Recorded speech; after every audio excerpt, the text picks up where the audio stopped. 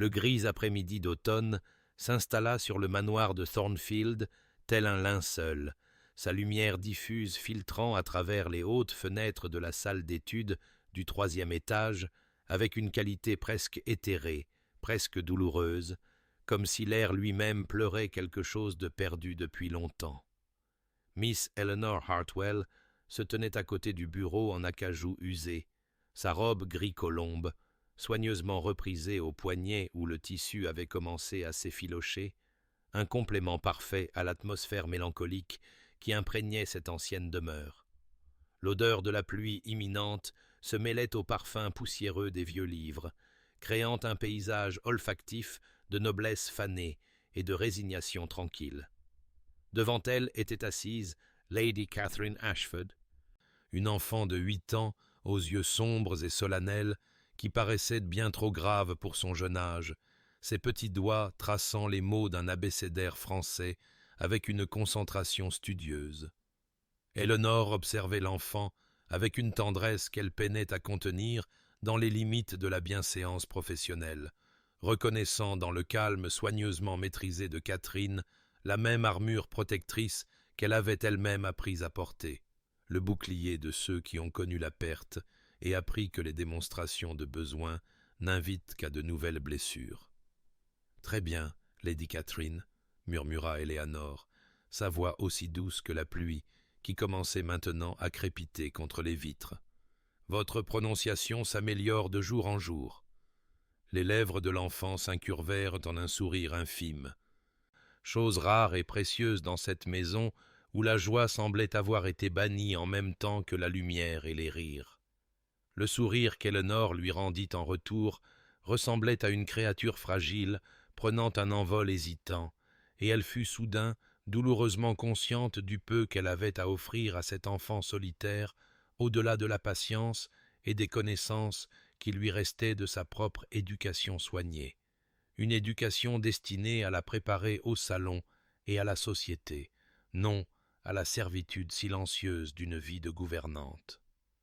Le bruit de pas dans le couloir au-delà fit tourner leurs 2 têtes, et Éléanore retint son souffle alors que la haute silhouette du duc de Thornfield passait devant la porte ouverte, son profil sévère et distant comme un monument de marbre. Sébastien Ashford, 9e duc de Thornfield, se déplaçait dans sa demeure ancestrale comme un fantôme hantant les ruines de sa propre vie, son manteau sombre immaculé, son port rigide de la discipline d'un homme qui a oublié comment plier de peur de se briser entièrement. Il ne regarda pas dans la salle d'études, il ne regardait jamais, comme si la vue des études appliquées de sa fille pouvait percer la glace qui enserrait son cœur. Mais Éléanore sentit néanmoins le courant d'air froid de son passage, comme on sent l'ombre d'un grand oiseau passant au-dessus de soi. La petite main de Catherine s'était immobilisée sur son abécédaire, ses yeux fixés sur l'embrasure vide de la porte par laquelle son père avait disparu, et Éléanore vit dans cet instant figé la vérité de ce lieu.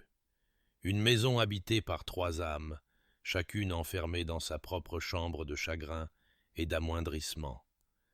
Chacune ayant peur de tendre la main à travers les espaces sombres qui les séparaient. La pluie s'intensifia, tambourinant maintenant contre les fenêtres avec une mélancolie insistante, et Éléanore reporta son attention sur la leçon, repoussant les pensées de ce qu'elle avait elle-même perdu, de la vie qui aurait dû être la sienne, du scandale qui l'avait réduite de Miss Hartwell de Hartwell House à Miss Hartwell la gouvernante, dépendante de la charité de parents éloignés et du maigre réconfort d'un emploi dans une maison qui ressemblait moins à un foyer qu'à un mausolée magnifique et creux. Mais avant que le destin de nos amoureux ne soit révélé, abonnez-vous pour ne manquer aucun chapitre de romance et de scandale. Et dites-nous dans les commentaires, d'où nous regardez-vous? Maintenant, commençons. Tandis que Catherine se penchait sur son ardoise d'arithmétique, formant avec soin les chiffres qu'Éléanore lui avait montrés, l'esprit de la gouvernante se mit à vagabonder, une indulgence dangereuse qu'elle s'interdisait habituellement, mais aujourd'hui, la lumière grise et le son de la pluie semblait dissoudre ses défenses, et elle se retrouva soudain, malgré elle, transportée 2 ans en arrière, à un autre après-midi d'automne, à l'église du village de Hartwell, où elle s'était tenue dans la robe de mariée de sa mère, soigneusement retouchée, des fleurs d'oranger tressées dans ses cheveux, le cœur si plein d'espoir et de certitude innocente qu'elle avait cru pouvoir s'élever comme une créature céleste. Charles Pemberton, le beau, le charmant Charles, avec ses promesses faciles et ses mots mielleux, avait semblé la réponse à toutes ses prières, le salut des fortunes déclinantes de sa famille grâce à son revenu modeste mais respectable, et plus encore, elle s'était crue véritablement aimée, avait cru en la dévotion qu'il proclamait si éloquemment dans ses lettres. Mais Charles n'était pas apparu à l'hôtel ce matin-là. À sa place, son frère était arrivé avec un mot de lâche, bref et brutal, expliquant qu'une occasion s'était présentée d'épouser Miss Victoria Ashworth, dont les chemins de fer du père avaient fait de lui l'un des hommes les plus riches d'Angleterre, et que Charles espérait qu'Eleanor comprendrait que des considérations pratiques doivent parfois l'emporter sur le sentiment. Le hoquet collectif des invités assemblés, les regards apitoyés qui avaient été ressentis comme des coups, le sanglot étouffé de sa mère, le visage de son père gris d'humiliation et de rage. Ces souvenirs vivaient dans le corps d'Éléanore comme des éclats d'obus, de petits fragments acérés de honte qui se déplaçaient et coupaient à chaque respiration. Le scandale avait été immédiat et dévastateur. Abandonné devant l'autel, disaient les murmures, rejeté pour une mariée plus riche, il devait manifestement y avoir une déficience en elle, une faille qui avait poussé son fiancé à fuir. Sa famille, déjà aux prises avec les mauvais investissements de son père et les dettes accumulées, se trouva soudain incapable de se montrer en société, les invitations se tarissant comme des ruisseaux en période de sécheresse, les anciens amis traversant la rue pour éviter de les saluer. En 6 mois, son père était mort, certains dirent de chagrin, bien que le médecin parlât d'apoplexie, et en 1 an, les créanciers avaient pris Hartwell House, laissant Éléanore et sa mère dépendantes de la charité réticente de cousins éloignés, qui faisaient clairement comprendre, à chaque occasion, qu'elles étaient des fardeaux à peine tolérés. L'emploi avait été une nécessité, non un choix, et même cela avait requis l'intervention du cousin de sa mère, une lettre de recommandation qui passait sous silence le scandale et soulignait l'éducation accomplie d'Éléanore. Et c'est ainsi qu'elle était arrivée au manoir de Thornfield, reconnaissante même pour cette existence diminuée, cette vie de service dans les coins sombres de la grande maison de quelqu'un d'autre, à enseigner à l'enfant de quelqu'un d'autre, à prendre ses repas solitaires sur des plateaux montés par des escaliers de service, par des domestiques qui ne la considéreraient jamais comme leur égale, ni tout à fait comme leur supérieure. « Miss Hartwell ?» La petite voix de Catherine perça sa rêverie amère, et Éléanore baissa les yeux pour trouver l'enfant qui l'observait avec ses yeux trop perspicaces. « Vous sembliez très loin. Allez-vous bien ?» Éléanore esquissa un sourire, touchée malgré elle par l'inquiétude sur ce jeune visage, et répondit avec une douce fermeté. « Très bien, cher enfant. Je réfléchissais simplement à la meilleure façon d'expliquer les principes de la multiplication. Poursuivons-nous. » Le duc de Thornfield entra dans la salle d'études précisément 3 jours après qu'Éléanore eut commencé son emploi. Sa présence annoncée par le subtil changement d'atmosphère qui accompagne ceux qui exercent une autorité absolue au sein de leur domaine, et Éléanore sentit sa colonne vertébrale se redresser par réflexe, chaque instinct, affûté par sa déchéance, l'alertant maintenant de la nécessité d'une bienséance parfaite, d'une compétence parfaite, d'une invisibilité parfaite. « Miss Hartwell, » dit-il, sa voix de baryton profond, semblant résonner dans la pièce austère, « j'ose espérer que vous ne vous opposerez pas à ce que j'observe l'instruction de ce matin. » Ce n'était pas vraiment une question, et Éléanore le reconnut comme tel, répondant par une inclinaison de tête déférente et un murmure. « Bien sûr, votre grâce. Lady Catherine et moi commencions tout juste notre leçon d'histoire. » Sébastien Ashford se déplaça pour se tenir près de la fenêtre. Sa grande silhouette se découpant sur la lumière grise, ses mains jointes derrière son dos dans une attitude de formalité rigide, et Éléanore était parfaitement consciente de son examen minutieux tandis qu'elle guidait Catherine à travers la leçon sur la conquête normande, sa voix stable malgré le battement nerveux dans sa poitrine.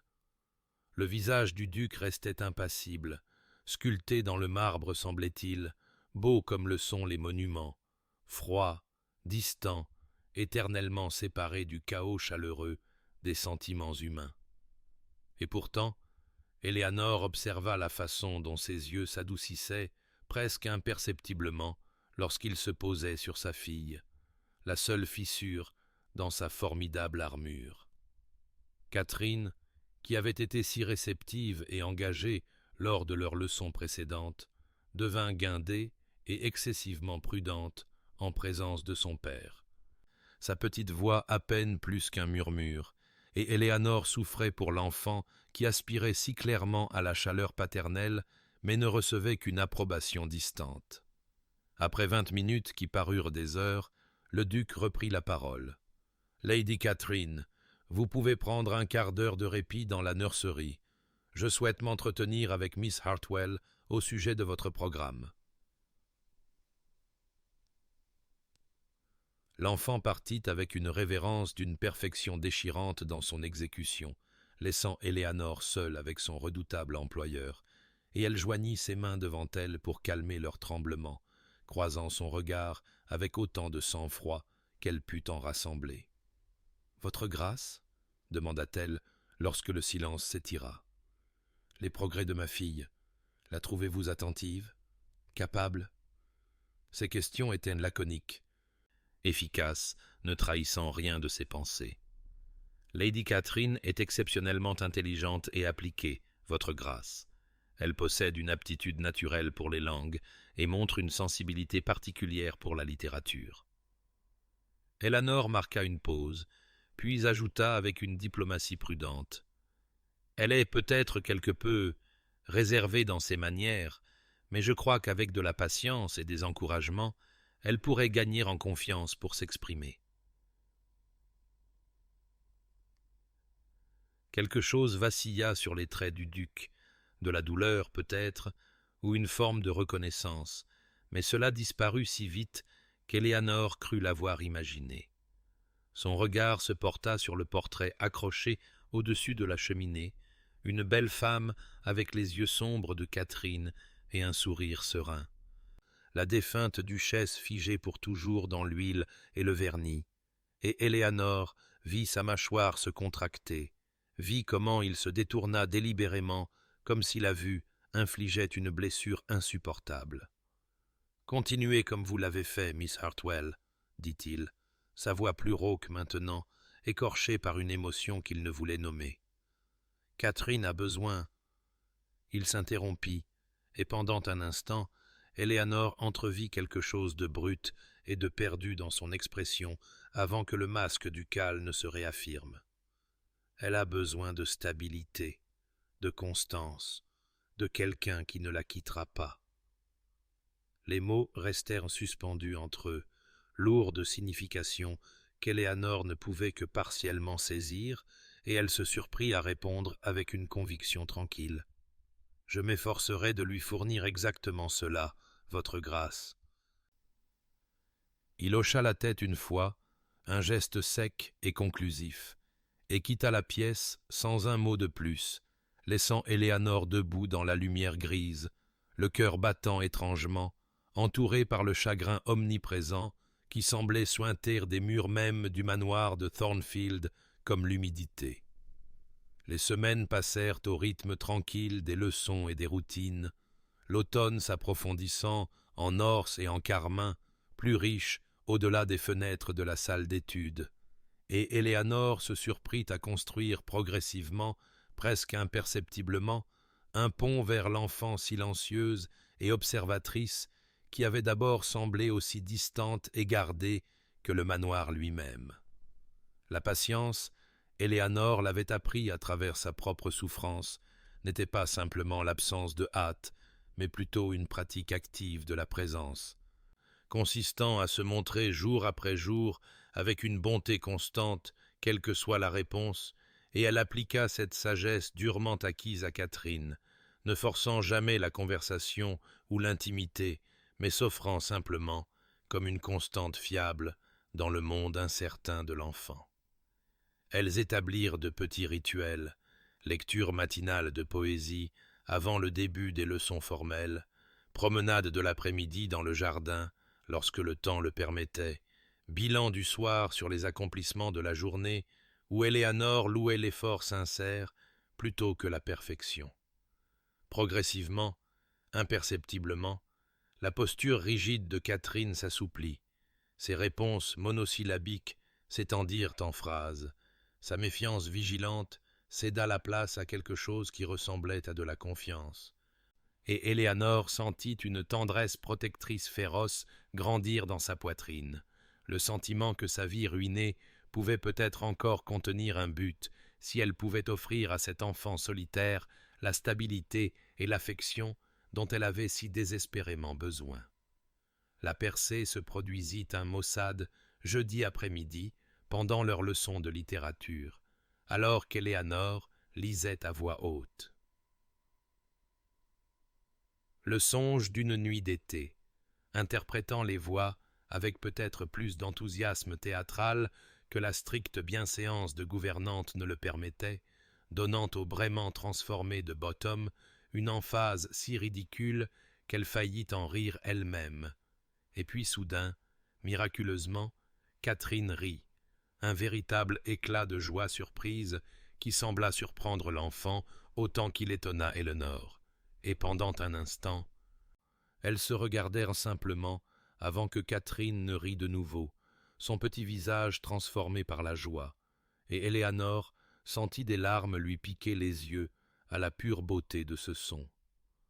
Dans le couloir, derrière la porte fermée, le duc de Thornfield s'arrêta à mi-chemin, sa main arrêtée à mi-course vers la poignée de porte, et resta immobile alors que le rire de sa fille, un son qu'il n'avait pas entendu depuis les 3 ans qui avaient suivi la mort de sa femme, un son qu'il avait craint de perdre à jamais, se propagea à travers le lourd silence du manoir comme un rayon de soleil perçant les nuages, et quelque chose dans sa poitrine, qui avait été gelée, commença, douloureusement, à se fissurer. À l'intérieur de la salle d'études, ignorant son auditoire, Éléanore saisit l'élan du moment, et lorsque la leçon se termina, elle sortit du papier et du fusain, suggérant que Catherine pourrait aimer esquisser sa scène préférée de la pièce, et observa avec un étonnement croissant la main prudente et précise de l'enfant rendre le bosquet de Titania avec une surprenante sensibilité artistique, les lignes confiantes et expressives d'une manière que les mots de Catherine éteignent rarement. « Catherine, c'est remarquable !»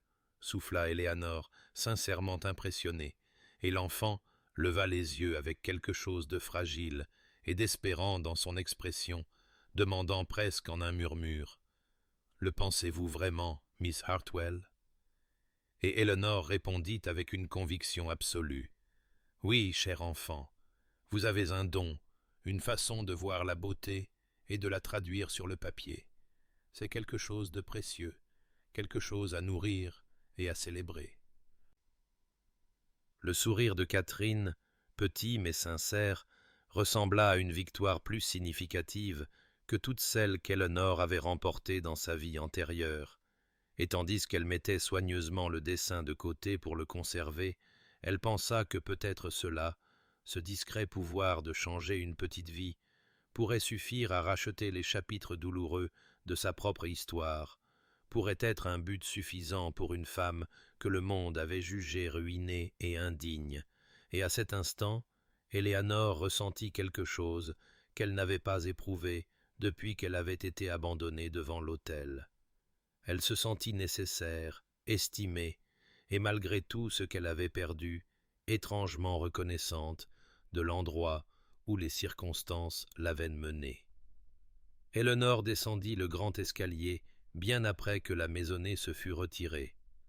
Sa unique bougie projetant des ombres vacillantes sur les murs lambrissés, se déplaçant dans les couloirs silencieux avec la furtivité prudente de quelqu'un qui se sait transgresser des frontières invisibles, car les domestiques et les gouvernantes occupaient ce territoire ambigu entre domestiques et famille, n'étaient pas censés errer dans les pièces principales après la tombée de la nuit. Pourtant, elle avait désespérément besoin d'un volume de poésie pour compléter la leçon de demain sur les romantiques, et la collection limitée de la salle d'études s'était avérée insuffisante. La porte de la bibliothèque était entr'ouverte, un filet de lumière dorée se déversant dans le couloir assombri, et le cœur d'Eleanor se serra à la prise de conscience qu'elle n'était pas seule dans son errance nocturne, son premier instinct étant de se retirer avant d'être découverte. Mais la curiosité, ou peut-être le destin, arrêta sa fuite, et elle poussa plus grand la porte, entrant dans la magnifique pièce avec ses étagères du sol au plafond et son odeur de cuir, de vieux papier et de cire d'abeille.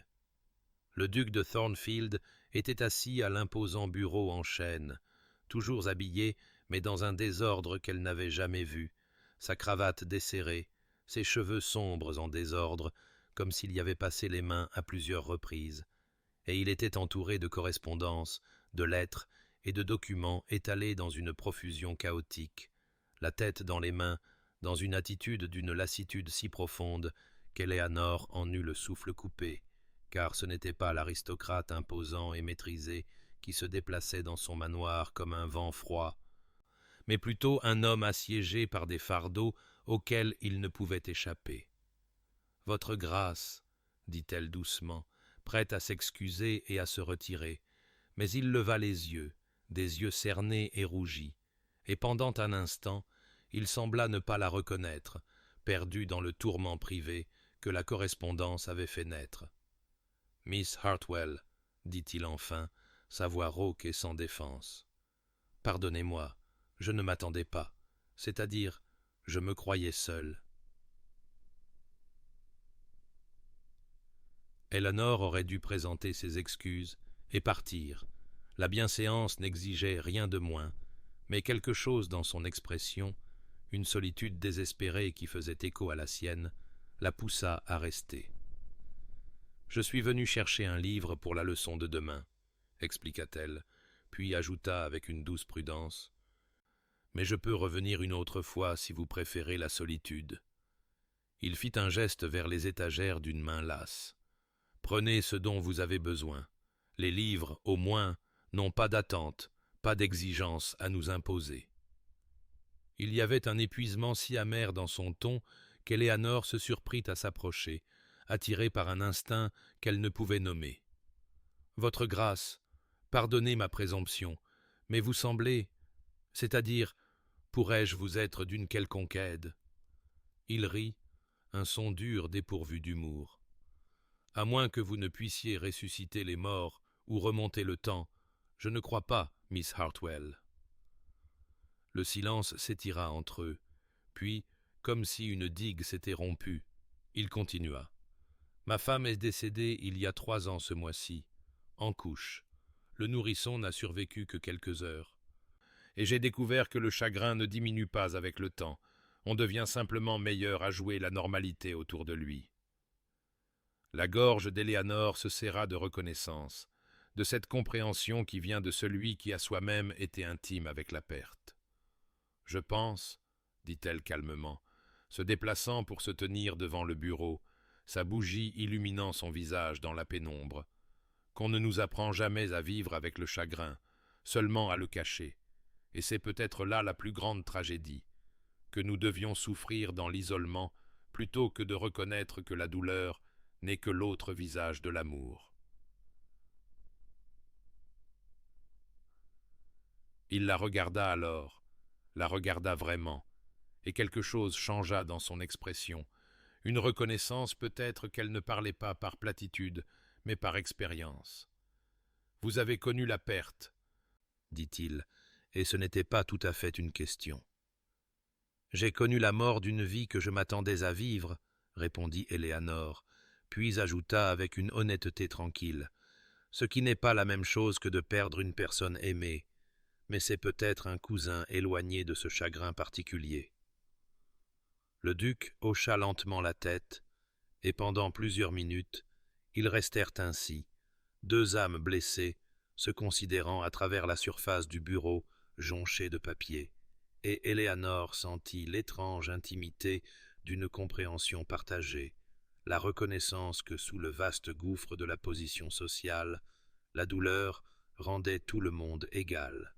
« J'ai oublié comment vivre au-delà du devoir, » dit-il finalement, sa voix à peine plus qu'un murmure. « Je joue le rôle de père, de duc, de maître de ce domaine, mais je ne me souviens plus de ce que c'est que de simplement être. » Le cœur d'Éléanore se serra pour lui, et elle offrit le seul réconfort qu'elle possédait. « Peut-être que c'est suffisant pour le moment, votre grâce. Peut-être que simplement continuer, simplement être là chaque jour pour ceux qui dépendent de vous, est en soi une forme de courage. Et peut-être qu'un jour la performance redevient réelle, redevient la vie plutôt que la simple survie. » Et quelque chose dans son visage s'adoucit, et il la considéra avec une expression qu'elle ne put tout à fait déchiffrer avant que le masque ducal ne se réaffirme, la bienséance revenant comme une armure enfilée. « Vous êtes sage au-delà de votre âge, Miss Hartwell, » dit-il, son ton de nouveau formel. « Prenez votre livre et retournez vous reposer. Le matin vient trop vite. » Éléanore fit une révérence et choisit son volume avec des mains tremblantes, et en quittant la bibliothèque, elle sentit le poids de son regard sur son dos, et sut que quelque chose avait changé entre eux dans cette rencontre nocturne, qu'une frontière avait été franchie qui ne pouvait être défaite, et elle emporta cette connaissance avec elle dans l'obscurité, comme une flamme de bougie protégée du vent. Alors que l'automne s'approfondissait dans sa phase la plus riche et la plus mélancolique, les arbres au-delà des fenêtres de la salle d'études s'embrassant de cramoisie et d'or avant leur inévitable reddition à la nudité de l'hiver, Éléanore remarqua un changement subtil mais indubitable dans les rythmes du manoir de Thornfield, un réchauffement qui commença le matin après leur rencontre dans la bibliothèque. Lorsque le duc apparut à la porte de la salle d'études pendant la leçon de géographie de Catherine, non pas avec sa distance habituelle d'observateur, mais avec une qualité hésitante qui suggérait un intérêt réel plutôt qu'un simple devoir paternel. Il interrogea Catherine sur ses études, et lorsque l'enfant expliqua avec enthousiasme la carte qu'elle créait, il s'agenouilla à côté de sa chaise pour examiner son travail de plus près, offrant un éloge sincère qui rendit le visage de Catherine lumineux de fierté, et Éléanore sentit quelque chose de dangereux palpiter dans sa poitrine à la vue de cet homme puissant rendu doux par l'amour pour sa fille. Les visites devinrent plus fréquentes, non plus annoncées par la gouvernante mais désinvoltes, comme si le duc s'était arrogé le droit d'entrer dans cette sphère domestique qui avait auparavant existé séparément de sa gouvernance austère du domaine, et progressivement sa présence passa de périphérique à participative. Il suggéra des textes pour leurs études littéraires, débattit avec Éléanore des approches pédagogiques avec un engagement intellectuel surprenant, et se joignit même à leurs promenades dans la nature lorsque le temps le permettait, signalant des caractéristiques architecturales du domaine ou racontant à Catherine des histoires sur l'histoire des terres qui donnaient vie à la fois au passé et au lieu. Puis vinrent les petits gestes, chacun anodin en soi, mais s'accumulant en un schéma qu'Éléanore ne pouvait s'empêcher de remarquer, même en se disant qu'elle ne devait pas interpréter, ne devait pas espérer. Une lampe de meilleure qualité apparut dans la salle d'études un matin gris, remplaçant la bougie inadéquate qui avait fatigué ses yeux pendant les crépuscules précoces de l'hiver, et quand elle le remercia, il dit simplement qu'il ne pouvait pas laisser l'éducation de sa fille être compromise par un mauvais éclairage, mais ses yeux retinrent les siens un instant de plus que nécessaire.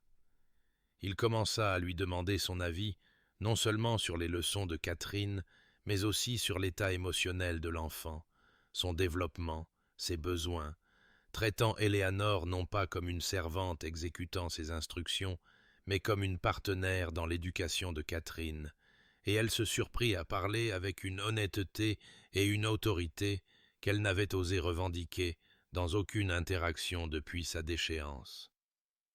Un après-midi, alors qu'elle revenait du village avec des livres qu'elle avait achetés avec son maigre salaire, elle le rencontra dans le couloir et mentionna qu'elle devait attendre le soir pour accéder à la bibliothèque, ne voulant pas abuser, et il avait semblé sincèrement surpris, avant de dire avec quelque chose qui ressemblait presque à de la chaleur. « Miss Hartwell, veuillez considérer la bibliothèque comme librement accessible à toute heure. Un esprit comme le vôtre ne devrait pas être contraint par des horaires arbitraires. » Et elle s'était sentie à la fois élevée et en danger par une telle considération. Éléanore savait qu'elle devait maintenir une stricte distance professionnelle, qu'elle devait reconnaître ses gestes comme une simple gentillesse d'un employeur décent, et rien de plus.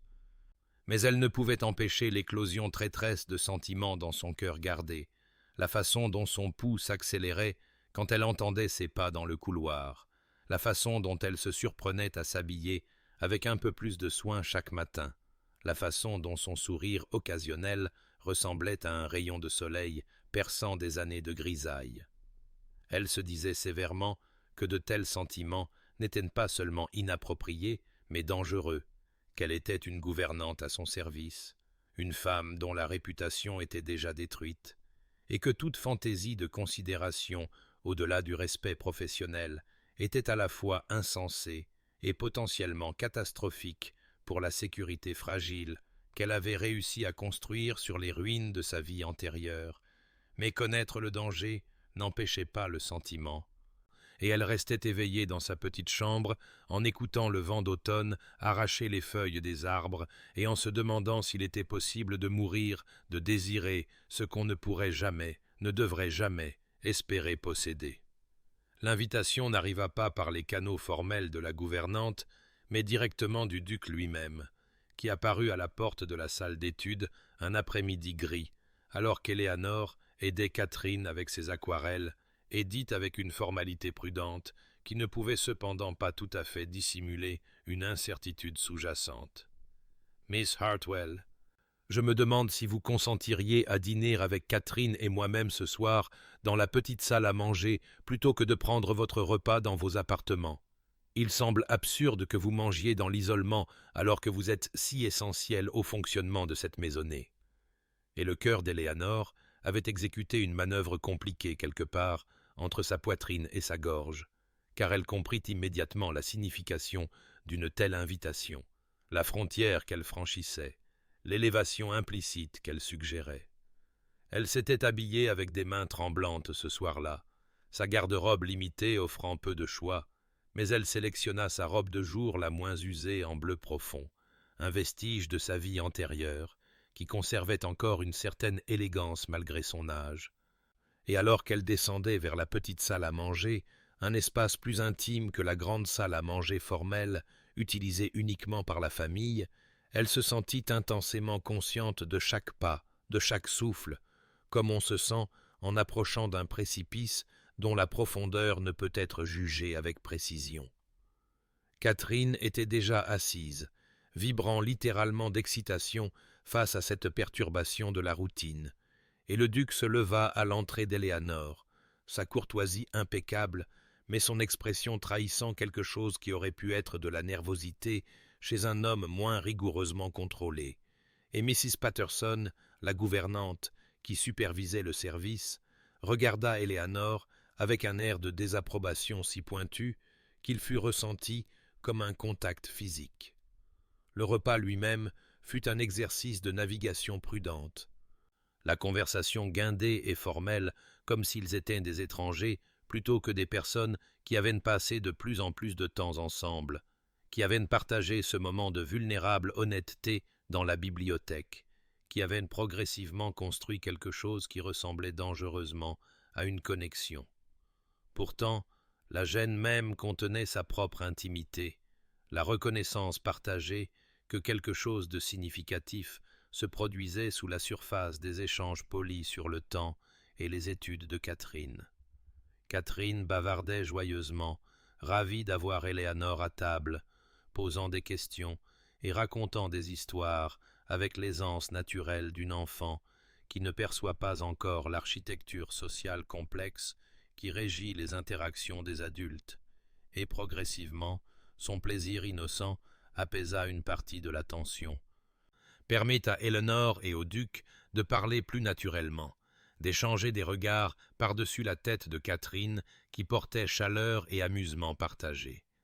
Pourtant, Éléonore restait hyper consciente de la présence de Mrs. Patterson au buffet, de la ligne invisible qu'elle franchissait simplement en s'asseyant à cette table, du fait qu'elle était une gouvernante, une employée rémunérée, une femme dont la réputation était déjà détruite, et dont la présence dans cet espace serait notée et jugée par chaque domestique de la maisonnée, la nouvelle voyageant probablement jusqu'au village dès le matin, plus de matière à ragot sur la scandaleuse Miss Hartwell, qui avait été autrefois abandonnée devant l'autel et avait maintenant vraisemblablement des prétentions au-dessus de sa condition. Mais sous son anxiété courait autre chose.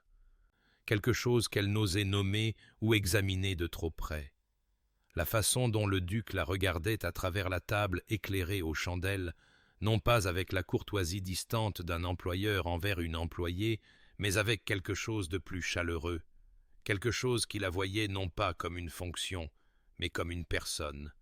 Et quand leurs yeux se croisèrent au-dessus de la soupe, elle vit dans son expression un miroir des blessures cachées qu'elle portait, une reconnaissance qu'ils étaient tous deux, à leur manière différente, des survivants de pertes qui les avaient fondamentalement changés, et que peut-être, dans cet étrange arrangement domestique, ils avaient trouvé quelque chose que ni l'un ni l'autre n'avaient cherché, mais dont tous deux avaient désespérément besoin, bien que ce que fût cette chose, ni l'un ni l'autre n'osait encore le dire à voix haute. La nécessité de nouvelles bottes d'hiver pour Catherine et de diverses fournitures scolaires les amena au village par une matinée de novembre cristalline, l'air assez vif pour piquer les poumons et le ciel de cette nuance particulière de bleu qui semble amplifier le son et la lumière.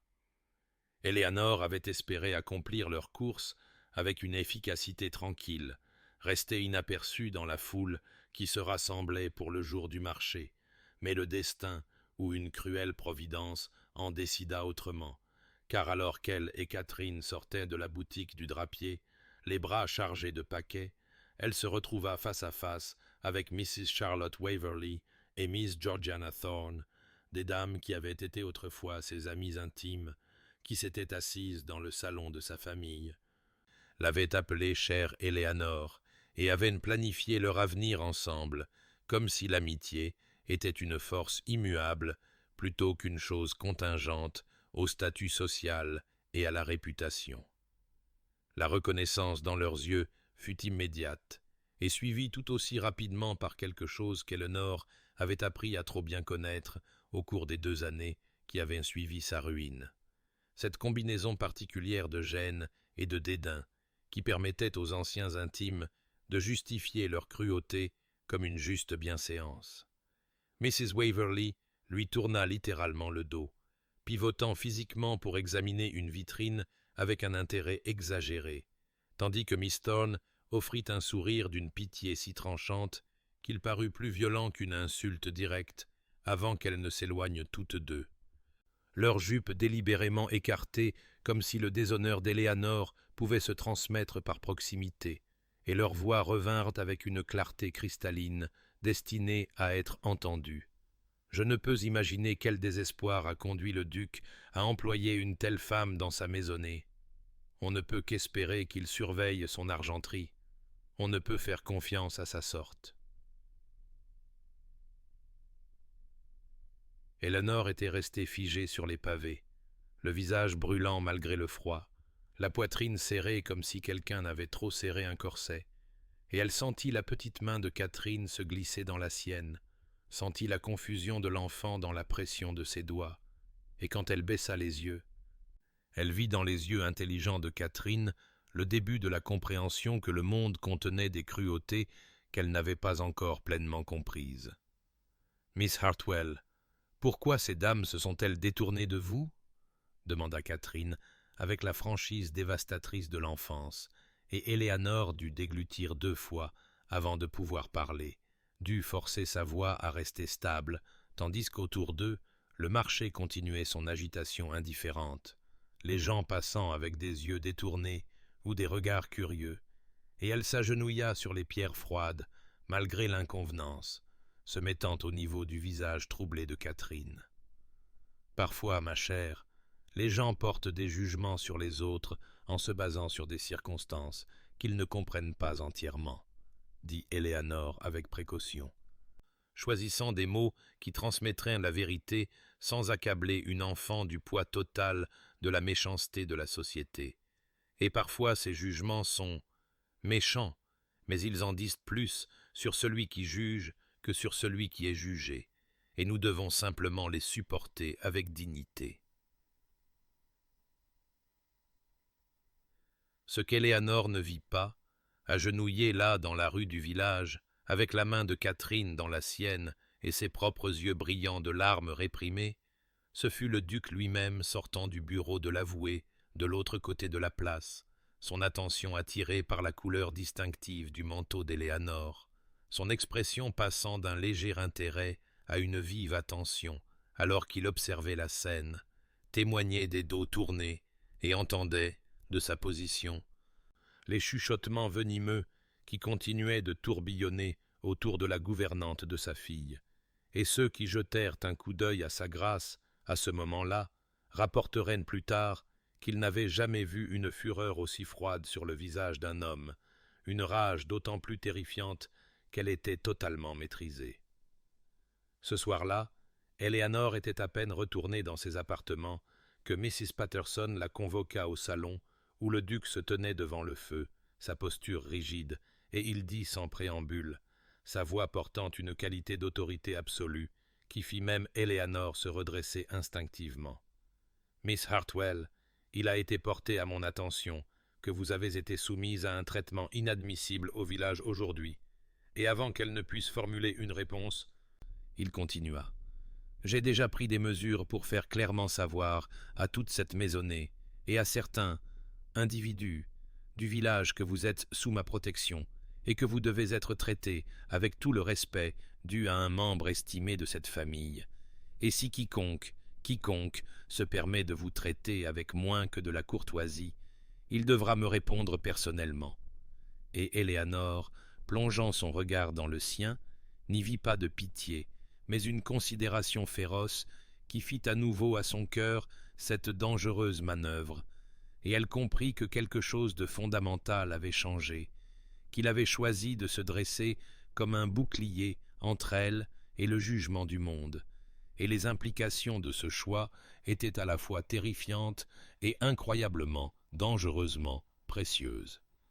La tempête arriva un mardi soir avec le genre de fureur biblique qui semblait faire écho à un jugement divin, le vent hurlant à travers les pierres anciennes du manoir comme les voix de tous les fantômes de Thornfield exigeant une audience, la pluie fouettant les fenêtres avec une telle violence qu'Éléanore craignit que le verre ne se brise, et pendant 3 jours ils furent piégés à l'intérieur, tandis que le monde extérieur devenait un chaos gris d'eau et de vent, l'isolement du manoir se transformant de métaphorique à littéral alors que les routes étaient inondées, les arbres tombaient, et même les domestiques parlaient à voix basse de présages et de mauvaise fortune.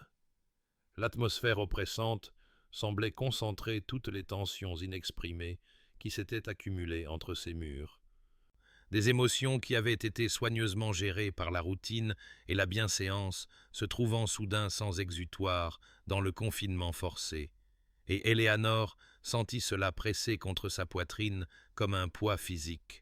Cette conscience que quelque chose devait bientôt se briser, qu'une crise devait arriver pour libérer la pression accumulée de tout ce qui s'était passé entre elle et le duc, tous les regards chargés et les mots prudents et les frontières qui avaient été franchies puis anxieusement rétablies. La deuxième nuit de la tempête, Catherine se réveilla en hurlant, ses cauchemars dotés d'une puissance terrible par la violence extérieure, et Éléanore était allée la voir immédiatement. Trouvant l'enfant sanglotant avec une profondeur de terreur qui suggérait que ses rêves touchaient quelque chose de plus profond qu'une simple peur du tonnerre. Progressivement, à travers les mots incohérents de Catherine, Éléanore comprit que la fillette rêvait de la mort de sa mère, d'être laissée seule, de voir tous ceux qu'elle aimait disparaître dans les ténèbres, et il n'y avait rien qu'Éléanore pût faire sinon la tenir dans ses bras, se berçant légèrement dans le fauteuil à côté du lit de Catherine, tandis que la tempête faisait rage et que l'enfant s'accrochait à elle avec une force désespérée et murmurait « Ne me quittez pas, ne me quittez pas », encore et encore, jusqu'à ce que les mots deviennent une sorte de prière. Elle dut finalement s'assoupir, l'épuisement la gagnant quelque part dans les heures les plus sombres avant l'aube. Car elle se réveilla pour trouver une pâle lumière grise filtrant à travers les rideaux, et Catherine endormie contre son épaule, la respiration de l'enfant enfin paisible, et Éléanore était raide et froide, mais n'osait pas bouger de peur de la réveiller. Et c'est ainsi que le duc les trouva quand il entra dans la chambre, encore en manches de chemise et gilet, comme s'il avait lui aussi passé une nuit blanche, son visage hagard d'inquiétude, qui se transforma en soulagement, puis en quelque chose de plus compliqué quand il les vit là, ce tableau de réconfort qui parlait de tout ce qui avait manqué à sa fille, de tout ce qu'il avait été incapable de lui fournir. « Elle a fait des cauchemars », chuchota Éléanore, sa voix rauque d'épuisement, sur la perte de tout le monde, et elle vit quelque chose se fissurer dans le calme soigneusement entretenu du duc, vit sa gorge se nouer alors qu'il déglutissait difficilement, et quand il parla, sa voix était brute d'une vulnérabilité qu'elle n'avait jamais entendue de lui auparavant. « Je suis en train de l'abandonner, Miss Hartwell. Je l'abandonne chaque jour, et je ne sais pas comment. » Mais il ne put finir, ne pouvant que rester là avec ses défenses enfin, totalement percées, et Éléanore, tenant toujours sa fille endormie, dit calmement, mais avec une certitude absolue. « Vous l'aimez, votre grâce, et elle le sait. Elle le sent même quand vous ne trouvez pas les mots pour le dire. Et cet amour n'est pas un échec, c'est tout. » Et pendant un long moment, ils se regardèrent simplement à travers la pièce sombre, tandis que la tempête commençait enfin à se calmer dehors. Et Éléanore sentit l'intimité dangereuse de ce moment, cette reconnaissance partagée de l'inadéquation et du besoin et de l'étrange salut qu'ils avaient trouvé dans la présence l'un de l'autre, avant que le duc ne semble se ressaisir, se redressant avec un effort visible et se retirant de nouveau derrière le bouclier de la courtoisie, mais pas avant qu'elle n'ait vu dans ses yeux quelque chose qui fit à la fois s'envoler et se briser son cœur, la reconnaissance qu'ils étaient maintenant liés par quelque chose qui ne pouvait être facilement défait. Les semaines qui suivirent la tempête portaient une qualité d'inévitabilité, comme si cette nuit de vulnérabilité partagée avait brisé une dernière barrière et qu'il ne pouvait plus y avoir de retour à leur ancienne distance prudente. Le duc, Sébastien, bien qu'Éléanore ne pût toujours pas se résoudre à penser à lui par son prénom, commença à dîner avec elle chaque soir comme une habitude plutôt qu'une exception, formant à eux trois quelque chose qui ressemblait à une famille en tout sauf le nom, et les conversations qui se déroulaient à travers les tables éclairées aux chandelles devinrent de plus en plus personnelles, dépassant les territoires sûrs de l'éducation de Catherine et des affaires domestiques pour s'aventurer dans les eaux plus profondes de la philosophie, de la littérature et de la mémoire. Éléanore découvrit que sous son extérieur austère vivait un homme d'un esprit considérable, dont les observations sèches sur les absurdités de la société pouvaient la faire rire d'une manière qu'elle n'avait pas connue depuis avant sa ruine, et elle vit aussi son intelligence redoutable, la façon dont il pouvait discuter de Plutarque ou de la politique contemporaine avec une égale facilité. Plus précieux encore, elle assista à l'émergence progressive de sa capacité à la chaleur, la façon dont ses yeux s'adoucissaient lorsque Catherine disait quelque chose d'intelligent, la façon dont ses rares sourires transformaient tout son visage, le faisant passer de menaçant à presque enfantin. Un soir de début décembre, alors que la première neige tombait au-delà des fenêtres et que le feu crépitait dans le salon où il s'était retiré après le dîner, il l'avait interrogé directement sur ses fiançailles rompues, et Éléanore avait senti le serrement familier dans sa poitrine, ce recul instinctif face à la blessure qui n'avait jamais complètement guéri. Mais quelque chose dans son regard constant lui donna du courage, et elle lui raconta toute la sordide histoire. Comment Charles Pemberton l'avait courtisée pendant 2 ans, avec toutes les apparences d'une affection dévouée. Comment le mariage avait été planifié dans les moindres détails. Comment elle s'était tenue dans l'église dans la robe de mariée retouchée de sa mère, tandis que les minutes s'étiraient en un quart d'heure, puis plus longtemps, et que les chuchotements commençaient parmi les invités assemblés. Et comment finalement son frère était arrivé avec une lettre expliquant que Charles s'était enfui à Gretna Green avec Miss Victoria Ashworth, dont le père avait récemment hérité d'une fortune considérable. Elle décrivit les suites avec une voix qui resta stable par pure force de volonté. L'effondrement financier de son père, exacerbé par les dépenses de mariage déjà engagées, le lent déclin de sa mère vers l'invalidité causée par la honte, la façon dont toutes les portes de la société s'étaient fermées à elle comme si elle portait une sorte de contagion. Quand elle termina, elle constata que des larmes avaient tracé des chemins silencieux sur ses joues, bien qu'elle ne les ait pas sentis couler, et elle attendit la pitié qu'elle en était venue à redouter, la sympathie bien intentionnée qui la faisait toujours se sentir diminuée. Mais la réponse de Sébastien ne fut pas de la pitié, ce fut de la fureur, contrôlée mais absolue, une rage en son nom qui rendit sa voix tendue lorsqu'il dit « Leur cruauté révèle leur caractère, pas le vôtre, Éléanore. » Et c'était la première fois qu'il utilisait son prénom, l'intimité de celui-ci envoyant un choc à travers son système, et il continua, se penchant en avant, avec une intensité qui la tenait captive. Que vous ayez survécu à une telle trahison, avec votre gentillesse et votre dignité intacte, témoigne d'une force de caractère qui fait honte à tous ceux qui ont osé vous juger, et je... Mais il s'arrêta, semblant réaliser qu'il s'était trop aventuré, mais la phrase inachevée resta suspendue entre eux comme une promesse, et Éléanore sentit quelque chose de dangereux et de précieux se déployer dans sa poitrine. Un espoir qu'elle savait ne pas devoir permettre, mais qu'elle ne pouvait plus entièrement réprimer, et autour d'eux, le manoir de Thornfield semblait retenir son souffle, tandis que Catherine dormait paisiblement à l'étage, cet enfant qui était devenu le pont inattendu entre 2 âmes blessées, apprenant, enfin, qu'elle pourrait oser aspirer de nouveau au bonheur. Éléanore comprit avec une clarté terrible, au cours des froides journées de décembre qui suivirent cette confession au coin du feu, qu'elle était tombée irrévocablement amoureuse de Sébastien Ashford, duc de Thornfield.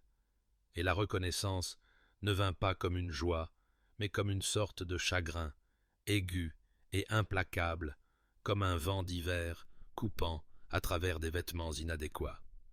Car quoi de plus insensé, de plus dangereux, de plus totalement sans espoir qu'une gouvernante déshonorée aimant son employeur, un homme si loin au-dessus de sa condition que la distance ne pouvait se mesurer en simple gradation sociale, mais en catégorie fondamentale d'être. Lui, un père du royaume, elle, une femme dont le nom suscitait encore des ricanements dans les salons de 3 comtés. Lui possédant richesse, titre et importance, elle dépendant de sa charité pour son pain quotidien.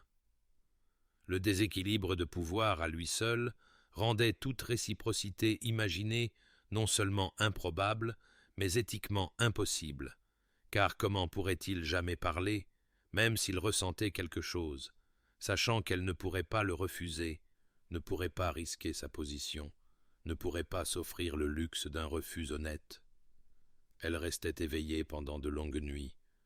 Tourmentée par la cruauté de la proximité, forcée d'assister quotidiennement à l'homme qu'il était sous la réserve ducale, sa tendresse avec Catherine, son aisance croissante en sa propre compagnie, la façon dont la lumière des bougies se prenait dans ses cheveux sombres lors de leur conversation du soir, le grondement de son rire rare, l'intelligence qui pétillait dans ses yeux gris lorsqu'il débattait d'un point de philosophie ou de littérature, et sachant que tout cela lui était interdit, qu'elle n'existait dans sa vie que par sa tolérance et uniquement dans le rôle strictement circonscrit d'employé, que chercher plus serait tout risquer, y compris le fragile sens du but qu'elle avait construit ici, l'amour que Catherine en était venue à lui porter, la petite dignité qu'elle avait réussi à sauver de la ruine. Elle envisagea de partir, composant des lettres de démission dans son esprit pendant les leçons, tandis que Catherine s'exerçait à la calligraphie, s'imaginant en sécurité et à distance dans une autre maisonnée où son cœur ne serait pas brisé à chaque heure par la vue de ce qu'elle ne pourrait jamais avoir. Mais toujours elle revenait au visage de Catherine, à la confiance qui s'y lisait, à la confiance en soi qui s'épanouissait, et elle savait qu'elle ne pouvait pas abandonner cet enfant qui avait déjà tant perdu, ne pouvait pas infliger une autre blessure au service de sa propre protection. Elle était donc piégée dans cette torture exquise de sa propre fabrication, et elle résolut avec une sorte de désespoir de réimposer les frontières qui s'étaient en quelque sorte dissoutes, de se replier dans une distance professionnelle appropriée, de s'armer contre l'intimité dangereuse qui avait grandi entre eux comme une belle liane envahissante qui finirait par tout étrangler sur son passage. Le temps devint vraiment glacial dans les dernières semaines avant Noël, le givre recouvrant les fenêtres de motifs élaborés qui semblaient une moquerie de la nature envers son cœur gelé. Et Éléanore se fit froide et correcte dans ses manières, évitant les réunions du soir au salon lorsque c'était possible, limitant strictement les conversations aux progrès de Catherine et aux nécessités domestiques, construisant des murs autour d'elle avec chaque mot prudent et chaque regard détourné, même si elle sentait quelque chose de précieux mourir en elle, même si elle voyait la confusion puis la peine dans les yeux de Sébastien lorsqu'elle déclinait ses invitations. Même si l'hiver se refermait sur le manoir de Thornfield comme un poing, et elle se disait que c'était de la sagesse, que c'était de la survie, que c'était le seul chemin possible pour une femme qui avait déjà trop bien appris le prix d'espérer ce qui ne pourrait jamais être sien. Lady Pemberton arriva par un après-midi gris ardoise 3 jours avant Noël, sa voiture s'arrêtant devant le manoir de Thornfield avec toute l'inévitabilité d'une tempête approchante, et Éléanore, observant depuis la fenêtre de la salle d'études avec Catherine à ses côtés, ressentit un pressentiment de désastre, avant même que l'élégante femme n'émerge dans un froufrou de soie émeraude et de fourrure coûteuse. Sa posture rayonnant cette sorte particulière d'assurance aristocratique qu'Éléanore avait autrefois côtoyée, mais ne pouvait maintenant qu'observer depuis sa position diminuée. La sœur du duc entra dans le manoir avec une détermination à peine dissimulée, et en 1 heure la maisonnée fut transformée par sa présence, les domestiques devenant soudainement plus formels et vigilants, des arrangements étant pris pour des invités qu'Éléanore ne savait pas attendus. Quand Lady Pemberton visita enfin la salle d'études, ostensiblement pour rencontrer sa nièce mais clairement pour évaluer la gouvernante, Éléanore sentit ses yeux noisettes acérés cataloguer chaque détail de sa personne et trouver chacun manquant. La robe légèrement usée mais soigneusement reprisée, la tache d'encre sur le majeur de sa main droite, la pureté qui venait d'aimer à la fois Catherine et le père de Catherine au-delà de ce qui était permis ou sage. « Miss Hartwell, » dit Lady Pemberton avec un sourire qui ne contenait aucune chaleur, « comme vous êtes dévouée de passer les vacances ici plutôt qu'avec votre propre famille, bien que je suppose que les circonstances rendent cet arrangement pratique pour toutes les parties. » Et l'accent délicat mis sur « circonstances » indiquait clairement qu'elle connaissait précisément le scandale qui avait poussé Éléanore à chercher un emploi. et Éléanore sentit cette honte familière lui monter le long de la colonne vertébrale, même si elle maintenait son sang-froid et répondait d'une voix égale qu'elle était reconnaissante pour le poste et trouvait une grande récompense dans l'éducation de Catherine. Ce soir-là apporta la véritable torture, car Lady Pemberton avait amené avec elle une invitée, Miss Arabella Houghton, une jeune femme d'une éducation impeccable et d'une beauté considérable, dont la richesse familiale n'était égalée que par leur proéminence sociale, et au dîner, Éléanore comprit avec une clarté écœurante qu'elle assistait à une embuscade, une intervention conçue pour rediriger Sébastien vers des perspectives matrimoniales appropriées. Elle fut forcée de s'asseoir à sa place, ni tout à fait servante, ni tout à fait famille, occupant cet espace liminal que les gouvernantes habitaient, tandis que Lady Pemberton orientait la conversation vers les talents de Miss Houghton au pianoforte, son travail caritatif, ses vastes relations sociales, toutes les choses qui faisaient d'elle une duchesse convenable. Tout ce qu'Éléanore ne pourrait jamais être. Sébastien parut misérable tout au long du repas. Ses réponses aux douces ouvertures de Miss Houghton, polies mais mécaniques, et 2 fois ses yeux croisèrent ceux d'Éléanore à travers la table, avec une expression qui aurait pu être une excuse ou un appel. Mais Éléanore ne pouvait se permettre d'interpréter, ne pouvait que forcer chaque bouchée de nourriture qui avait le goût de cendres et sourires de manière appropriée lorsque Catherine essayait de l'inclure dans la conversation. Les commentaires pointus de Lady Pemberton sur les frontières appropriées et Catherine nécessitant les conseils d'une vraie mère, pas simplement l'instruction d'une gouvernante, tombèrent comme des coups, même s'ils étaient délivrés avec une douceur mielleuse. Et Éléanore vit avec une clarté parfaite l'avenir qui l'attendait. Regarder Sébastien épouser cette charmante et convenable femme, devenir insignifiante alors qu'une nouvelle duchesse prendrait sa place, peut-être être renvoyée entièrement, ou peut-être gardée par pitié, ce qui serait pire. Quand le dîner se termina enfin, et qu'elle put s'échapper dans ses appartements, elle constata qu'elle tremblait, non pas de larmes, mais de la terrible compréhension qu'elle avait été folle d'espérer, même brièvement, que la distance prudente qu'elle avait réimposée pourrait protéger son cœur, car il était déjà trop tard, déjà perdu, et maintenant elle serait forcée d'assister à sa destruction finale sous la forme du mariage de devoir de Sébastien, avec quelqu'un qui appartenait à son monde, de toutes les manières dont Éléanore ne le pourrait jamais. La crise éclata l'après-midi suivant, lorsque Catherine, qui avait été exceptionnellement silencieuse pendant le petit déjeuner, trouva Éléanore dans la salle d'études, en train de préparer les leçons du jour, et demanda d'une voix si petite qu'elle portait à peine à travers la pièce. « Miss Hartwell, allez-vous me quitter ?» Éléanore sentit son cœur se contracter, car elle ne pouvait supporter de mentir à cet enfant qui avait déjà enduré trop de pertes. Elle posa donc le livre de grammaire, s'agenouilla devant Catherine et dit doucement : « Pourquoi demandes-tu une telle chose, ma chérie ?» Et les yeux gris de Catherine, si semblables à ceux de son père, s'emplirent de larmes alors qu'elle chuchotait.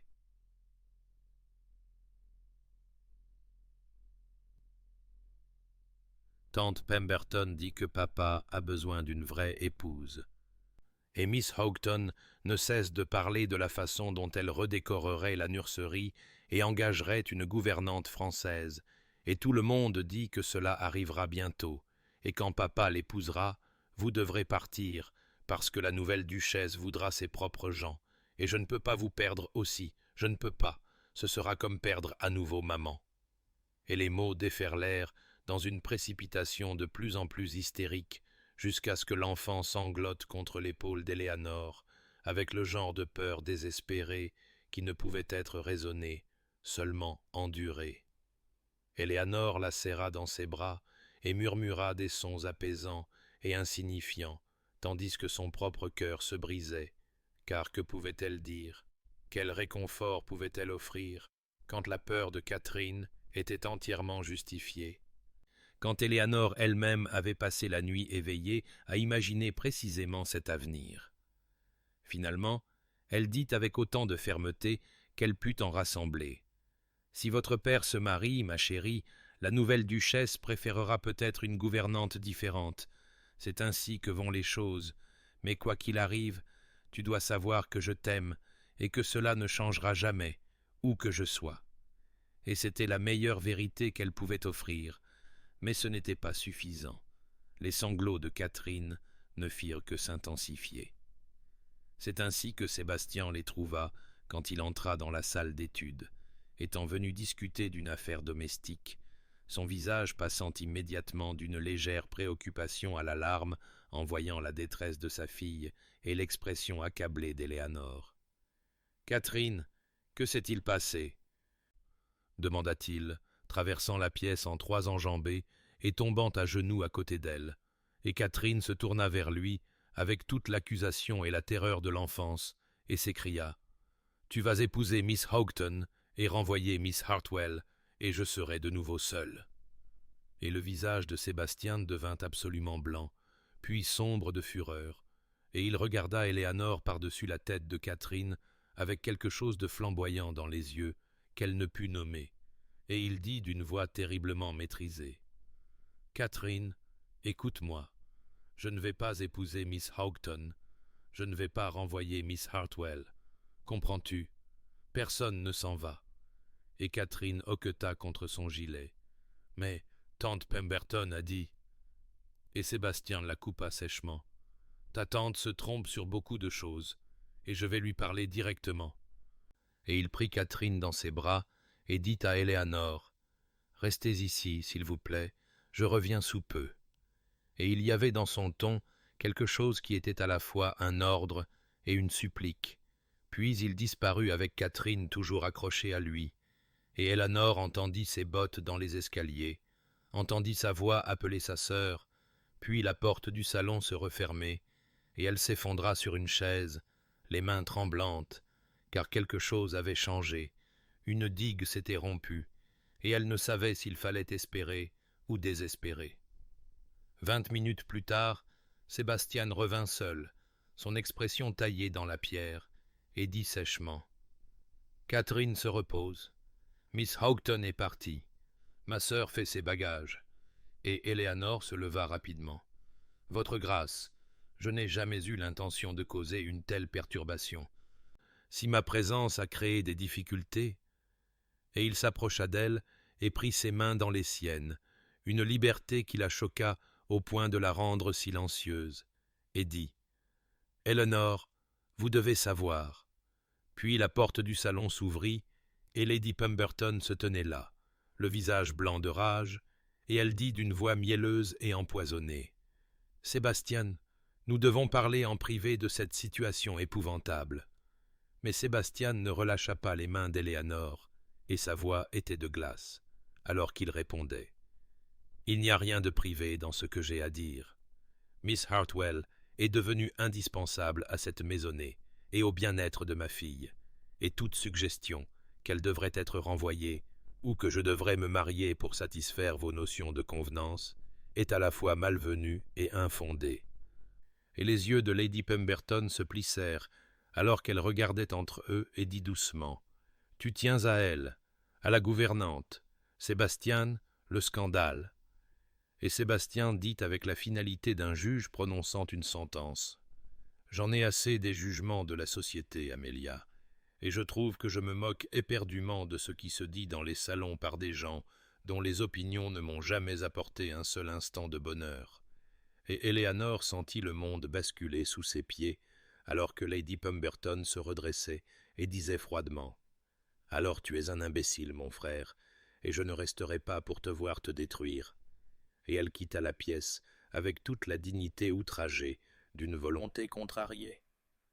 Sébastien arpenta les terres du manoir de Thornfield pendant des heures, après que la voiture de sa sœur eut disparu au bout de l'allée, ses bottes craquant sur la neige croûtée tombée pendant la nuit, et l'air hivernal lui brûlait les poumons.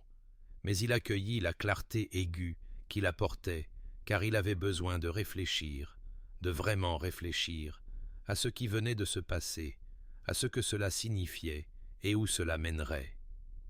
En marchant le long des jardins argentés de givre, du verger dénudé et du mur de pierre qui marquait la limite et du domaine, il se surprit à retracer non seulement des chemins physiques, mais aussi le voyage émotionnel des derniers mois, se souvenant de l'homme qu'il avait été à l'arrivée d'Eleanor, une coquille vide accomplissant des devoirs prescrits, aimant sa fille mais incapable de l'atteindre, lié par le chagrin non pas pour sa défunte épouse qu'il avait respectée mais jamais vraiment aimée, leur mariage ayant été un mariage de devoir et d'attente plutôt que d'affection sincère, mais un chagrin pour la vie qu'il n'avait jamais vraiment vécue, la passion qu'il n'avait jamais ressentie, la connexion dont il se croyait incapable.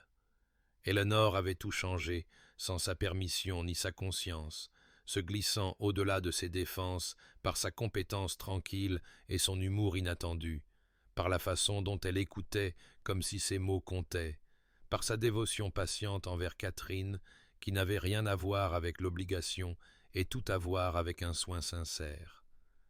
Il l'avait regardée, transformer sa fille d'un fantôme silencieux d'enfant en une jeune personne rieuse et curieuse, et quelque part dans ce témoignage, il était tombé entièrement et irrévocablement amoureux, non pas de l'idée de remplacer ce qu'il avait perdu, mais de la réalité spécifique d'Eleanor Hartwell, ses doigts tachés d'encre et son habitude de se mordre la lèvre inférieure en se concentrant, son intelligence féroce et sa loyauté encore plus féroce, le courage qu'il lui avait fallu pour reconstruire une vie sur les ruines de l'humiliation publique, la grâce avec laquelle elle habitait ces circonstances diminuées sans amertume ni plainte.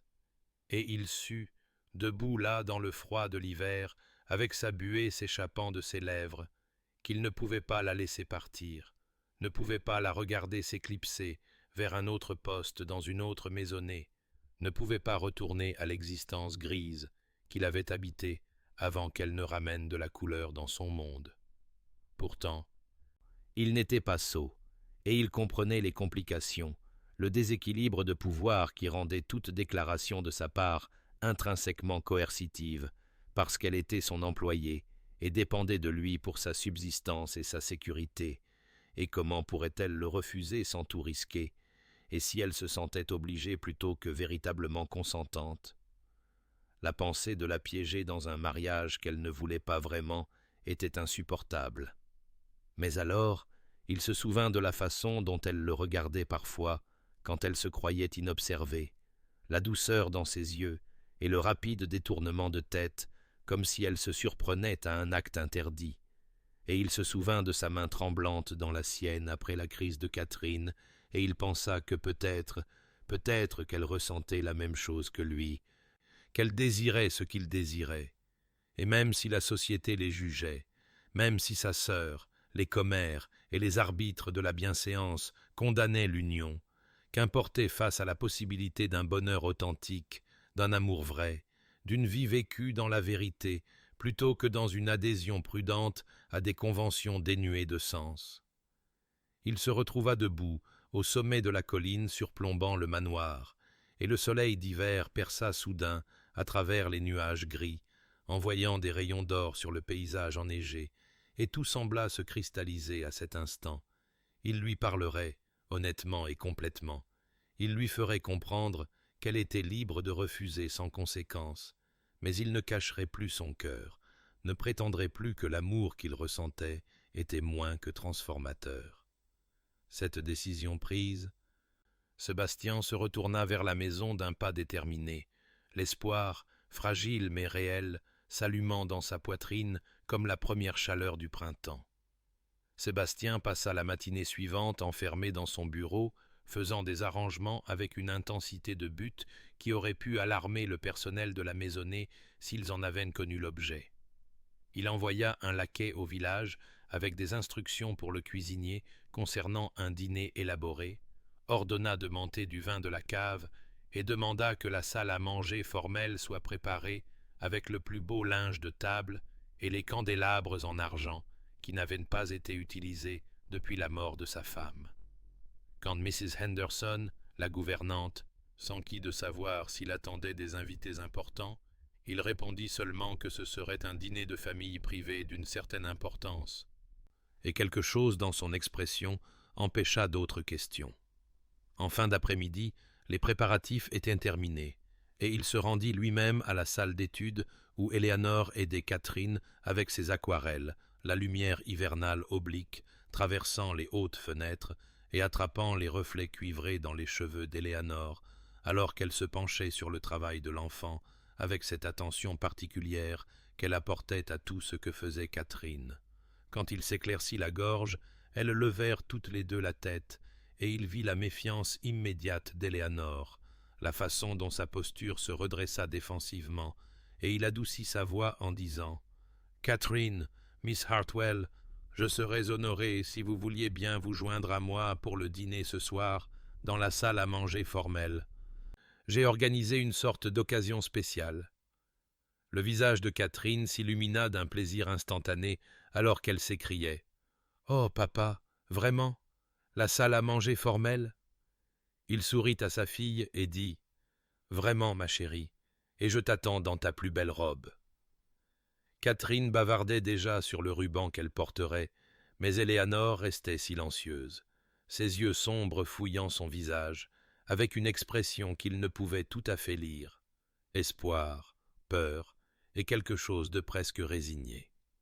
Il soutint son regard un instant de plus que strictement nécessaire et dit doucement « S'il vous plaît, Éléanore, cela signifierait beaucoup pour moi. » Elle hocha la tête une fois, un petit mouvement précis, et murmura « Bien sûr, votre grâce. » Il dut se retenir de la corriger, de dire qu'il voulait entendre son nom de ses lèvres et non son titre, mais cela viendrait, espérait-il, cela viendrait.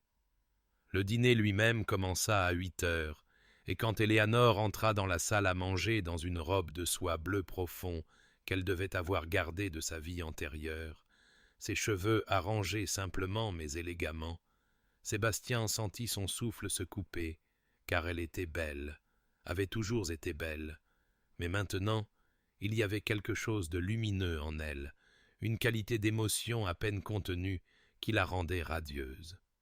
Catherine était déjà assise et vibrait pratiquement d'excitation, clairement au courant d'un secret qui la rendait étourdie, et Sébastien fit asseoir Éléanore lui-même.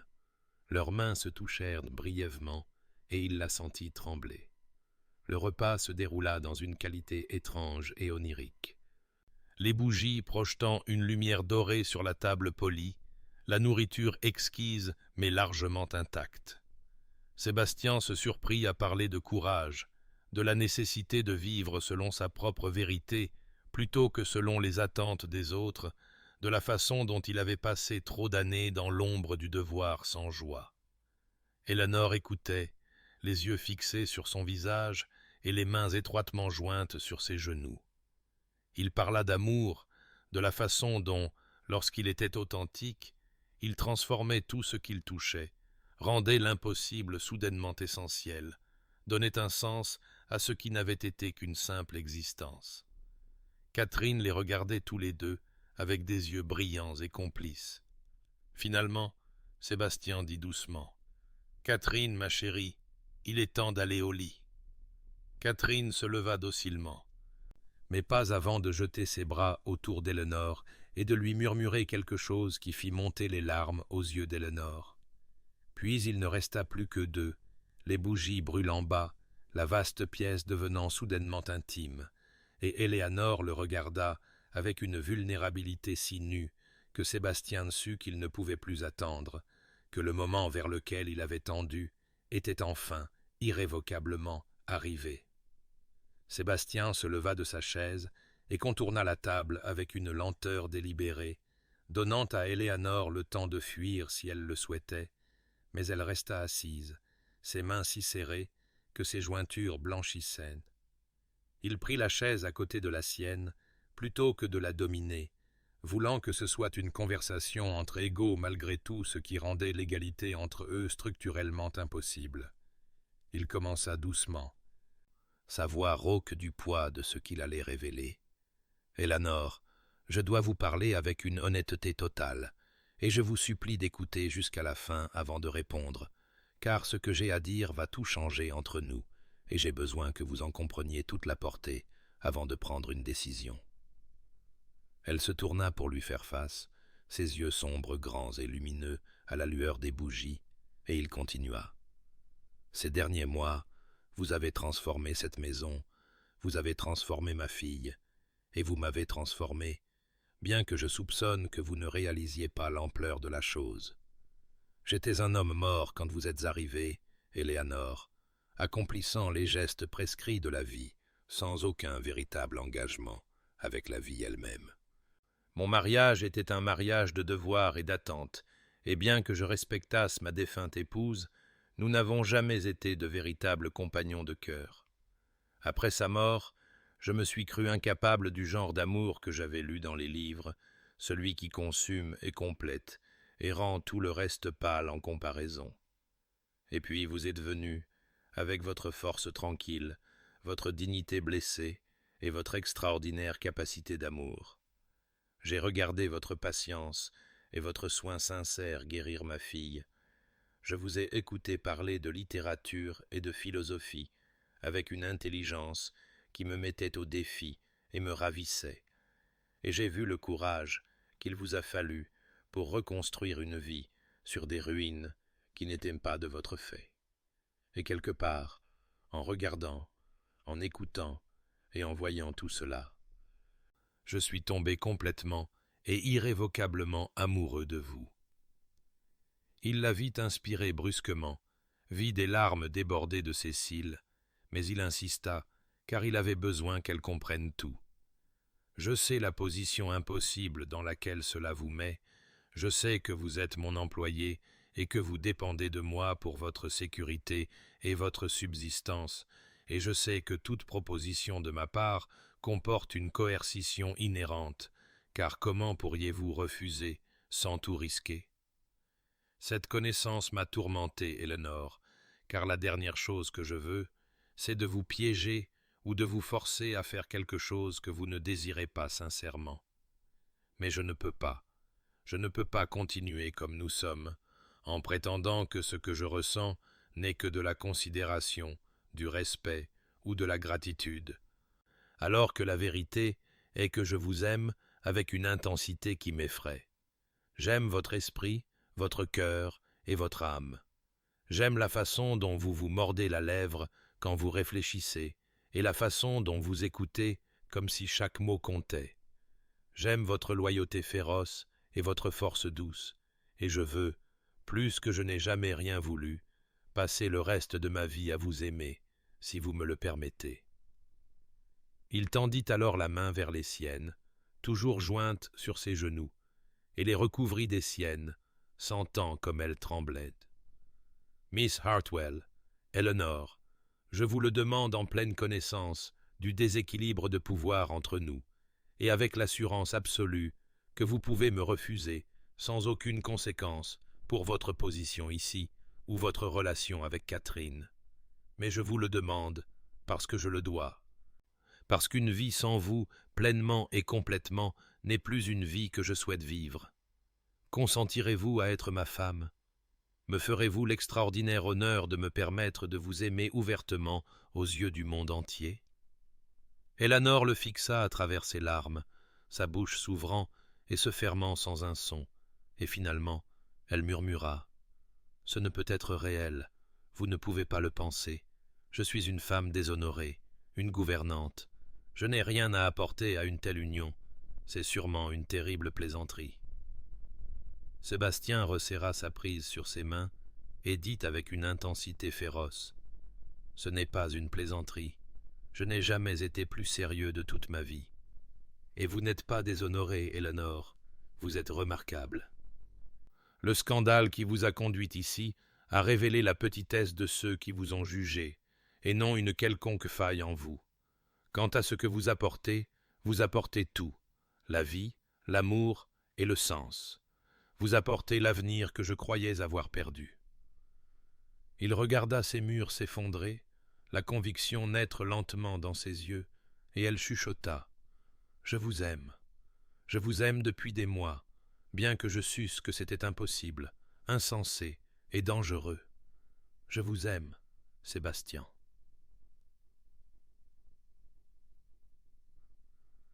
Entendre son nom de ses lèvres déverrouilla quelque chose dans sa poitrine, et il la tira doucement dans ses bras et la sentit sangloter contre son épaule, toute la peur, l'espoir et le désir désespéré se déversant. Quand elle leva enfin son visage vers le sien, il demanda une fois de plus « Veux-tu m'épouser, Éléanore ?» Et à travers ses larmes, elle sourit, radieuse et transformatrice, et souffla « Oui, oui, 1000 fois oui. » Et quand il l'embrassa, ce fut comme une résurrection, comme le printemps après un hiver sans fin, comme le retour à un foyer qu'il n'avait jamais su exister, mais qu'il avait cherché toute sa vie. Les fiançailles furent annoncées début mars, lorsque les premiers signes timides du printemps commencèrent à apparaître dans les jardins du manoir de Thornfield, des crocus perçant les dernières plaques de neige avec une détermination qu'Éléanore trouvait métaphoriquement appropriée. La réaction de la société fut aussi prévisible que vicieuse. Les mêmes personnes qui avaient ostracisé Éléanore 2 ans plus tôt tournaient maintenant leur jugement sur Sébastien avec une indignation morale joyeuse. Comment un duc de son rang pouvait-il épouser une gouvernante? Une femme à la réputation ruinée, une personne de rien? D'anciens amis qui avaient offert leurs tièdes condoléances après la mort de sa première femme écrivaient maintenant des lettres dégoulinantes d'inquiétude pour son jugement et le bien-être de sa fille, suggérant que le chagrin avait clairement altéré ses facultés, qu'il commettait une erreur catastrophique qui détruirait le bon nom de sa famille.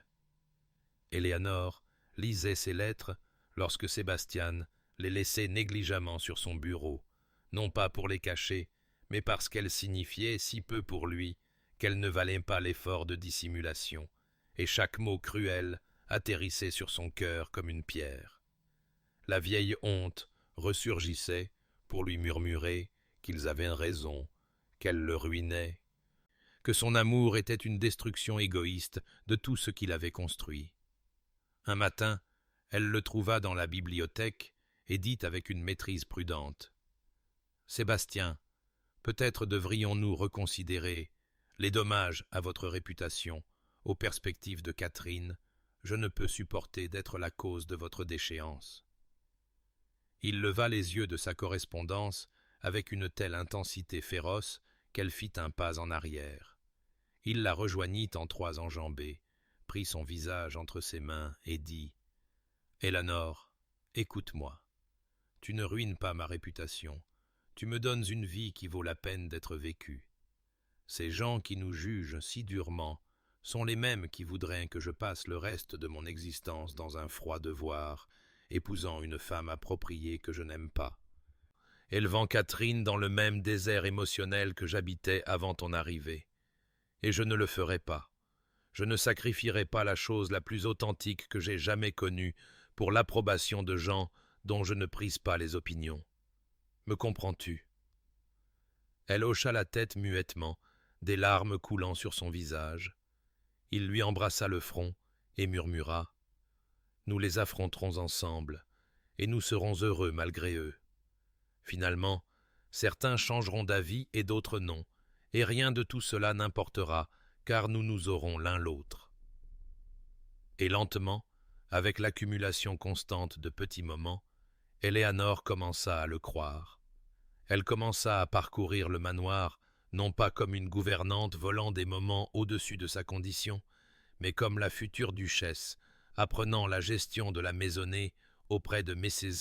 Henderson, qui s'était considérablement adoucie depuis les fiançailles, et traitait maintenant Éléanore avec un respect prudent, s'asseyant à la droite de Sébastien au dîner et exprimant des opinions sur la gestion du domaine, permettant à Catherine de l'appeler Eleanor plutôt que Miss Hartwell, en préparation du jour où elle pourrait être appelée par un nom encore plus proche. Sébastien était inébranlable dans sa dévotion publique, se faisant un devoir de l'escorter à son bras lorsqu'ils allaient à l'église, la présentant aux visiteurs comme sa fiancée, avec une fierté si évidente que certains des membres les plus flexibles de la société commencèrent à reconsidérer leur censure, raisonnant que si le duc était si certain, alors il y avait peut-être plus en Miss Hartwell que ce que le scandale suggérait. Catherine était incandescente de joie, racontant à quiconque voulait l'entendre qu'elle gagnait une mère qui l'aimait. Et le soir, quand Éléanore sombrait encore parfois dans le doute, Sébastien lui prenait la main et lui rappelait que l'amour, le véritable amour, valait tous les prix que la société pouvait exiger. Progressivement, alors que l'hiver cédait complètement la place au printemps, Éléanore commença à habiter son nouveau rôle, non pas avec l'incertitude hésitante de quelqu'un qui attend d'être chassé, mais avec la confiance tranquille de quelqu'un qui était enfin, incroyablement, rentré chez soi. Le mariage eut lieu par une douce matinée de fin avril, lorsque les jardins du manoir de Thornfield étaient animés des couleurs tendres du printemps. Les fleurs de cerisier dérivant comme de la neige sur la pelouse et l'air portant l'odeur de la terre et de la nouvelle croissance. Bien que Sébastien eût offert à Éléanore une grande cérémonie à Londres avec tout le spectacle attendant le mariage d'un duc, elle avait tranquillement demandé quelque chose de plus petit, de plus intime, quelque chose qui semblait fidèle à ce qu'ils avaient trouvé ensemble, plutôt qu'une performance pour des gens dont les opinions ne l'avaient jamais protégée quand elle en avait eu besoin. La cérémonie fut donc organisée dans la petite chapelle du manoir, avec seulement Catherine, Mrs. Henderson et une poignée de domestiques qui en étaient venus à sincèrement apprécier Éléanore, ainsi que la sœur de Sébastien, qui, après une longue introspection, avait décidé que le bonheur de son frère importait plus que l'approbation de la société, et le vicaire qui connaissait Sébastien depuis l'enfance et qui dirigea le service avec une chaleur sincère plutôt qu'un devoir réticent. Éléanore portait une robe de soie ivoire, simple dans ses lignes mais d'une confection exquise, ses cheveux sombres, arrangés en boucles souples, avec quelques fleurs de pommier nichées parmi elles. Quand Sébastien la vit s'avancer vers lui dans la courte allée, précédée de Catherine comme demoiselle d'honneur, jetant des pétales de rose avec une concentration solennelle, son expression se transforma en quelque chose de si ouvertement adorateur que plusieurs témoins se surprirent à essuyer des larmes, car voici un homme qui avait été mort à la vie même et qui était maintenant si manifestement, lumineusement vivant. Les vœux qu'ils échangèrent étaient traditionnels dans leur forme, mais chargés d'un sens que seuls eux comprenaient pleinement. Quand Éléanore promit de l'honorer et de le chérir, elle promettait de le voir entièrement, de reconnaître l'homme sous le titre. Et quand Sébastien promit de l'aimer et de la protéger, il promettait de se tenir entre elle et chaque jugement, chaque cruauté, d'être l'abri qu'elle n'avait jamais eu. Et quand il dit « Je promets d'honorer ton courage, de mériter le don que tu m'as fait, et de construire avec toi une vie de joie authentique », sa voix se brisa légèrement et les yeux d'Éléanore s'emplirent de larmes. Le vicaire les déclara mari et femme avec une satisfaction évidente, et Sébastien embrassa sa mariée avec une tendresse qui parlait autant de révérence que de passion. Catherine se jeta sur eux deux, en roulant ses bras autour de leurs jambes et s'écriant « Maintenant, nous sommes une vraie famille », ce qui fit rire tout le monde à travers leurs larmes. Le déjeuner de noces qui suivit se tint dans le salon du matin où Éléanore avait autrefois pris ses repas solitaires en tant que gouvernante, mais maintenant l'espace était transformé par les fleurs, la lumière du soleil et une table chargée de délices. La conversation coulait facilement, ponctuée de rires et d'histoires partagées. Éléanore s'assit à côté de son mari, s'habituant encore à l'étrangeté et à l'émerveillement de ce mot, et croisa son regard, y voyant se refléter la même profonde gratitude qu'elle ressentait.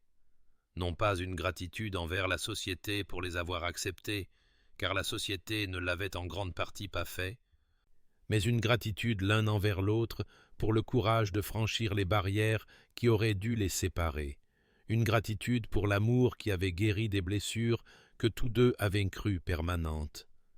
Alors que le déjeuner se terminait et que les invités se préparaient à partir, Sébastien prit la main d'Éléanore, la porta à ses lèvres et murmura « Heureuse, mon amour ?» Elle sourit, radieuse et certaine, et répondit « Plus que je n'aurais jamais pu l'imaginer. » À cet instant, elle comprit que la rédemption n'était pas venue par le pardon du monde, mais par l'acte simple et révolutionnaire d'être sincèrement aimé et de choisir de se croire digne de cet amour. 5 ans avaient passé depuis ce mariage d'avril, 5 ans qui avaient transformé le manoir de Thornfield d'un lieu de devoir froid et de chagrin persistant en un foyer vibrant de chaleur et de rire. Par un après-midi doré de début d'été, Éléanore se tenait dans le jardin, regardant son mari Sébastien poursuivre leur plus jeune enfant, un garçon de 3 ans nommé Thomas, entre les rosiers, tandis que leur fille Anne, qui venait d'avoir 4 ans, poussait des cris de joie depuis son perchoir sur le banc du jardin. Catherine, maintenant âgée de 16 ans et au seuil de la jeunesse, était assise à côté d'Éléanore, esquissant la scène avec le talent artistique considérable qui s'était révélé pour la première fois lors de ses premières leçons, des années auparavant. Elle leva les yeux de son travail et dit « Maman, penses-tu que papa réalise qu'il a des feuilles dans les cheveux ?» Éléanore rit, le son sortant facilement, naturellement, si différent des réponses prudentes et mesurées de ses jours de gouvernante, et répondit « Je soupçonne qu'il ne s'en soucie pas le moins du monde. » En effet, Sébastien semblait totalement dépourvu de dignité ducale alors qu'il prenait Thomas dans ses bras et le faisait tournoyer, le rire de l'enfant résonnant à travers les jardins comme des cloches. Éléanore sentit le flot familier de gratitude qui la surprenait encore même après 5 ans de mariage, une gratitude pour cette vie impossible qui avait grandi des cendres de sa ruine. Elle tendit la main pour serrer celle de Catherine, cette fille qui n'était pas la sienne par le sang, mais qui l'était absolument par l'amour, qui avait choisi il y a des mois de l'appeler maman plutôt qu'Éléanore, et qui signait ses lettres de retour de ses brèves visites chez des amis par « Votre fille dévouée Catherine », et la jeune fille lui serra la main en retour, partageant un sourire de parfaite compréhension avant de retourner à son croquis. Le manoir lui-même portait les preuves de la transformation dans chaque pièce. Les lourds rideaux qui bloquaient la lumière avaient été remplacés par des voilages qui laissaient entrer le soleil, des fleurs fraîches ornaient chaque couloir, le son des pas et des voix d'enfants remplaçait le silence oppressant d'autrefois. Éléanore avait lentement laissé sa marque, non seulement en tant que duchesse, mais aussi en tant que femme déterminée à utiliser sa position pour quelque chose de significatif. Il y a 2 ans, elle avait créé une petite école sur les terres du domaine pour les jeunes filles de condition modeste, filles de dames de bonne famille tombées dans le besoin, leur offrant une éducation et des compétences pour qu'elles puissent subvenir à leurs besoins avec dignité plutôt que de faire face aux options limitées et désespérées qu'Éléanore elle-même avait connues. Sébastien avait soutenu le projet sans hésitation, avait même dit aux visiteurs, avec une fierté évidente, que sa femme lui avait appris que l'amour et les opportunités n'étaient pas des ressources finies à thésauriser, mais des dons infinis qui grandissaient en étant partagés. Elle l'avait entendu ce matin même parler avec le vicaire, venu discuter des affaires de la paroisse, et le vicaire avait remarqué le changement à Thornfield, comment toute l'atmosphère avait changé. Sébastien avait dit « Ma femme m'a appris qu'un cœur peut s'étendre à l'infini si l'on a le courage de le laisser faire. Je pensais n'avoir plus de place pour l'amour après avoir perdu ma première femme, mais Éléanore m'a montré que l'amour ne remplace pas l'amour. Il le multiplie et je suis plus riche maintenant, de toutes les manières qui comptent, que je ne l'ai jamais été. Éléanore, passant dans le couloir, s'était arrêtée sans être vue, les larmes lui piquant les yeux, comme elle le faisait encore lorsqu'elle était confrontée à la preuve de ce don extraordinaire qui lui avait été fait. Maintenant, Sébastien s'approchait, portant un Thomas gloussant, Anne trottinant à leur côté. Il croisa le regard d'Éléanore, avec ce regard de dévotion absolue qui ne manquait jamais de lui couper le souffle. Et il dit « Votre famille requiert votre attention, votre grâce. Il y a un différend pour savoir si nous devrions avoir des tartelettes aux fraises ou des gâteaux au citron avec le thé. » Éléanore se leva, acceptant Thomas dans ses bras, et sentant son petit poids chaud se blottir contre elle, et répondit « Je crois que cela nécessite un conseil de famille. » Ensemble, ils marchèrent vers la maison, Catherine rassemblant son matériel de dessin pour les suivre. Et Éléanore pensa, comme elle l'avait pensé d'innombrables fois auparavant, que cette vie, cette impossible et belle vie, était si loin de ce qu'elle avait imaginé ce gris après-midi d'automne où elle était arrivée pour la première fois à Thornfield, croyant que son histoire était effectivement terminée. Elle comprenait maintenant que les fins étaient parfois simplement des commencements déguisés, attendant le courage et l'amour pour se révéler comme tels.